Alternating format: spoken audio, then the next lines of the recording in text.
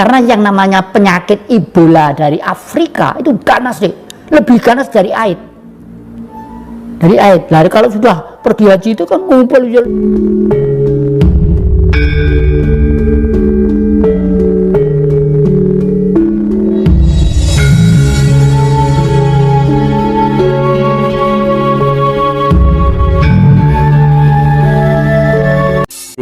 Terkait dengan perspektif bahwa kebangkitan Majapahit itu sudah berada di depan mata. Bagaimana panjenengan melihat hal itu? Nah, ini mungkin orang tertawa ya. Kenapa tertawa? Lah, Majapahit sendiri hancur kok di depan mata. Apa kita akan lebih hancur lagi? Kan sih begitu, secara rasional ya. Karena orang-orang nggak sampai pikirannya bahwa politik ini yang selama ini ada di negeri kita yang namanya Republik Indonesia ini kan politik pembentukan pemerintah didasari demokrasi dari barat, yaitu pemilihan umum, coblosan. Lah, karena bentuk pemerintah, bentuk masyarakat kita itu sudah hidup dalam dunia liberal yang kapitalistis, kebebasan tapi modal menentukan nasib ya toh. Akhirnya kan jual beli. Nah, akibat jual beli itulah menjadi yang saya katakan di depan tadi itu banyak oknum-oknum legislatif, eksekutif, yudikatif yang tanda tanyanya besar. Ini sebenarnya ngerti tentang negara atau tidak? Itu loh ya. Ini terkait dengan fungsi air, terkait dengan fungsi tanah, terfungsi bumi, leluhur dan lain sebagainya. Seperti itu. Jadi oleh karena itu politik yang akan datang itu bukan ditentukan oleh orang-orang pinter yang bergelar macam-macam itu, tapi ditentukan oleh leluhur.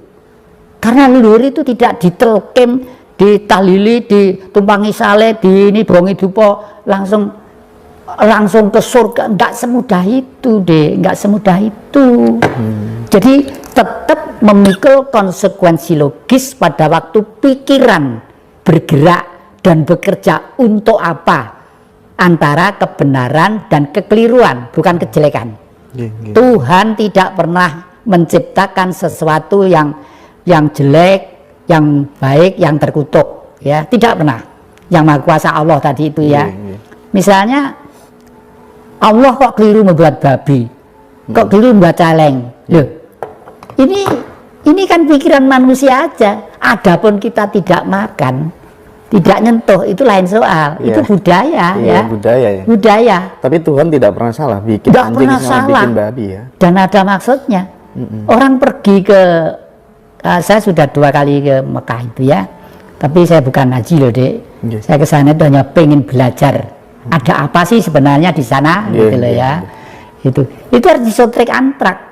Karena yang namanya penyakit Ebola dari Afrika itu ganas deh, lebih ganas dari AIDS. Dari AIDS. Lalu kalau sudah pergi haji itu kan ngumpul yulan dari satu gitu. Jadi disuntik antrak, antraktisrum dari konon dari babi juga untuk antisipasi tentang itu. Gitu. Iya. Iya ya. Jadi itu menegaskan, melegitimasi bahwa Tuhan tidak pernah salah membuat tidak pernah salah. Banyak budaya leluhur kita itu yang sekarang diurak-arik, misalnya bunga kamboja ditaruh kuburan, umumnya kan begitu ya. Loh, kalau Anda pergi ke Bali, enggak ada, di rumah tangga itu mesti ada kamboja. Rumah saya di Singosari, Padepokan, kamboja ada, di sini kamboja ada. Karena apa? Kamboja itu mempunyai sifat penyerap udara-udara yang kotor, diserap oleh dia, lalu nanti dikembalikan ke nafasnya si pohon atau si daun itu karena sinar matahari menjadi sudah bersih gitu loh, udah bersih. Dan misalnya ini ya, di sini ada salah satu tanaman itu kecil itu daunnya, daun itu Dek, konon katanya saya masih baru saja dapat dari salah satu hutan ya, 1 lembar segini itu harganya berapa? 60 juta Dek, daun 1 lembar. Katanya apa? Katanya saya masih baru, kalau masih katanya anti santet, anti tenung, anti jengges, unsur-unsur negatif itu akan hilang. Ya saya beli, saya taruh di sini gitu. Saya boleh bener gitu aja. Kalau saya juga nggak beli, gue terutusan turut hutan-hutan itu. Oke, yang jadi saya lanjutkan ya. Jadi gini, terkait dengan Tuhan lagi gitu ya. Kan banyak ini orang balapan mencari Tuhan, balapan menuju Tuhan, balapan menyaksikan Tuhan gitu. Sebenarnya konsep yang paling mudah agar kita bisa menuju, ketemu dan menyaksikan Tuhan bagaimana? Dan apakah harus balapan gitu kira-kira? Malah kadang-kadang rebutan Tuhan, rebutan. Justru mencari itu kalau keluar itu keliru, mencari itu ke dalam. Tadi kan saya terangkan, Tuhan itu cahaya, sinarnya Allah. Allah tuh seluruh sekalian alam, ya matahari, ya bulan, ya planet, ya air samudra yang sedemikian banyaknya itu. Makanya di dalam ceramah tadi saya katakan bentuk Tuhan itu adalah air itu. 80% tubuh kita juga air. Bumi itu juga dibuntel oleh air. Loh kok nggak korat-karit ini segala macam. Yang Tuhan memang beliau berkehendak untuk ada.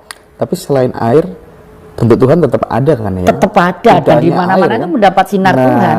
Gitu kan. Di plastik ini, di meja ini, di kursi ini, di adik-adik itu.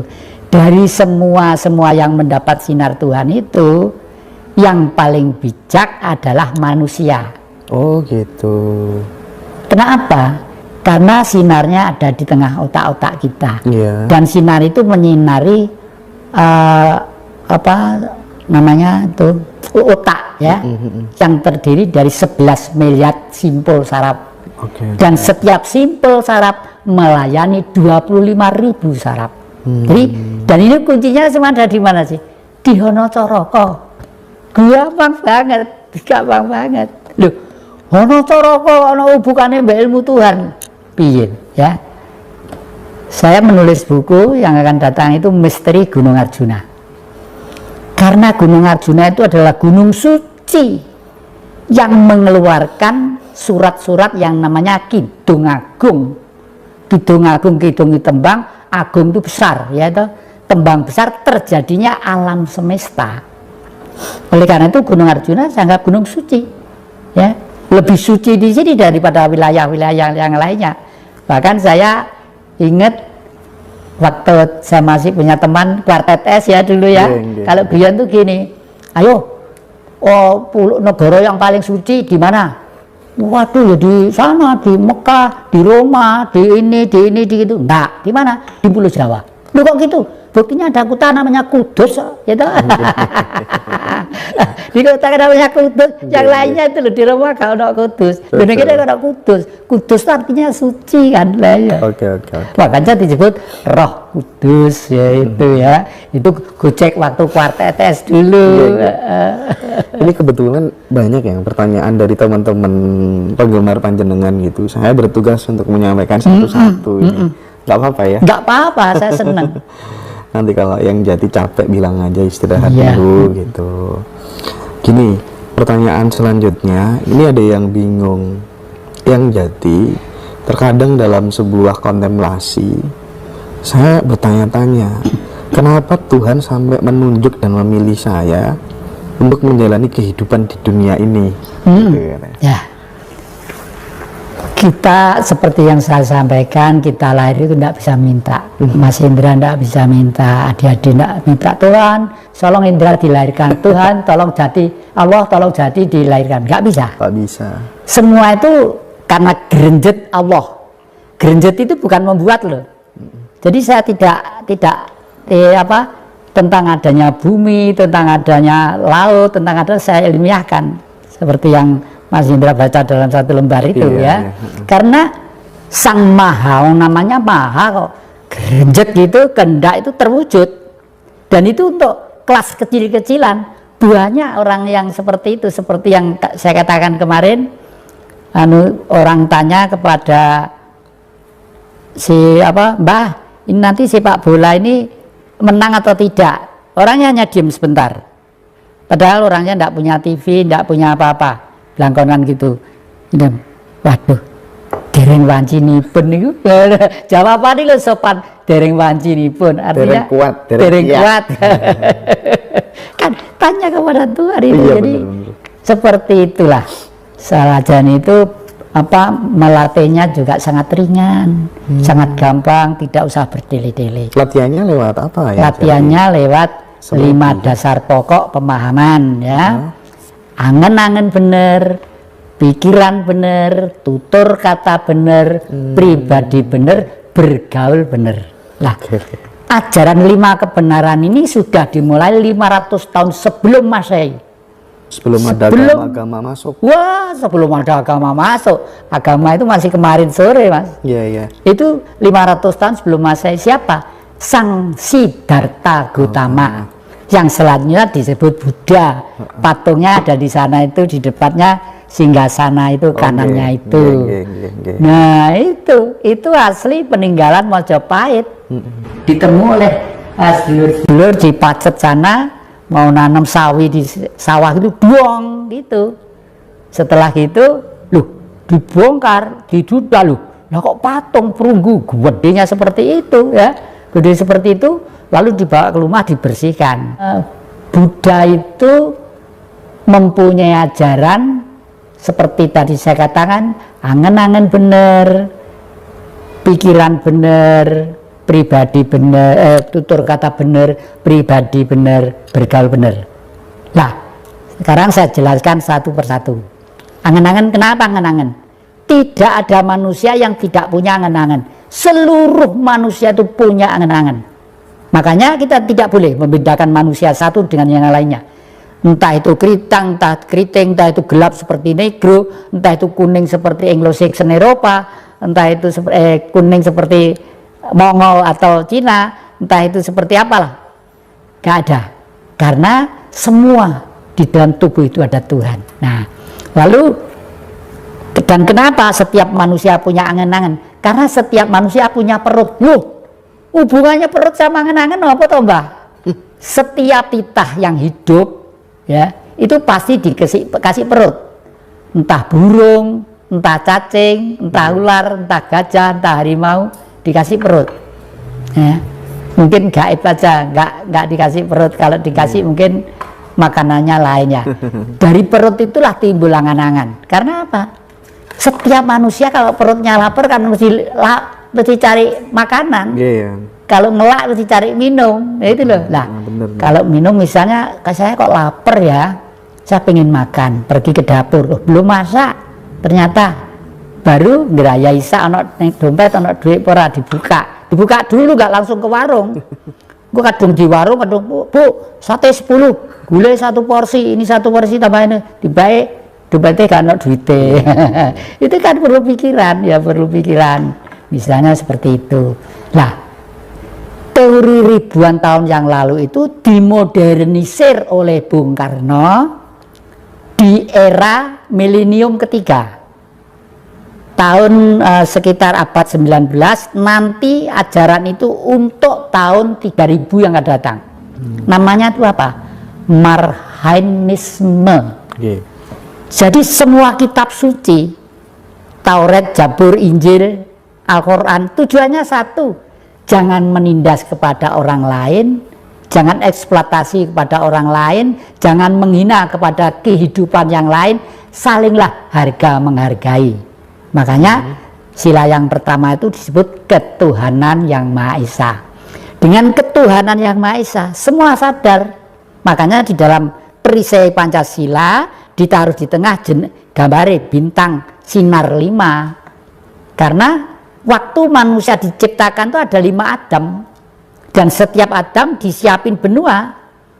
Adamnya orang hitam dikasih di Afrika, Adamnya orang kuning dikasih di daratan Mongol dan Cina sana, Adamnya orang kuning dikasih di Eropa, Adamnya bangsa Indonesia Nusantara sebagai perwujudan Tuhan yang pertama dilahirkan di namanya Pulau Jawa.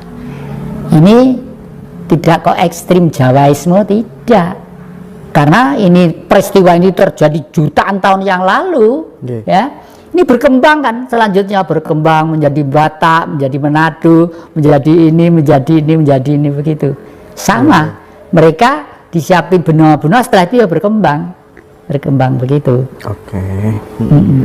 Makanya kemarin itu pada waktu saya menerima tamu, saudara Greg dari Jerman dan satu Bu Valia dari Selandia Baru itu. Merlin apa siapa? Merlin dari Selandia Baru ke sini tuh saya kasih buku-bukunya, saya taruh di mana, entah di situ entah di Singosari. Judulnya apa? Majapahit harus lahir kembali. Coba orang luar negeri seperti itu harapannya. Karena apa? Karena Majapahit dulu yang memperkuat Jawa. Orang Jawa itu filosofisnya. Jadi cita-citanya hanya satu. Hamemayu hayu ing bawono. Tidak ada orang Jawa cita-cita pengen kaya, pengen sugih, pengen gini gitu. Tapi kakek terhadap anak-anak cucu-cucu saya himbau, Dek, Mas, kamu harus menjadi orang yang kaya. Kenapa? Karena kamu hidup di surga yang namanya Indonesia. Lautnya kaya, hutannya kaya, tambangnya kaya, ininya kaya, matahari itu sinar 24 jam. Keliru kalau tidak kaya. Tapi jangan sampai materialistis.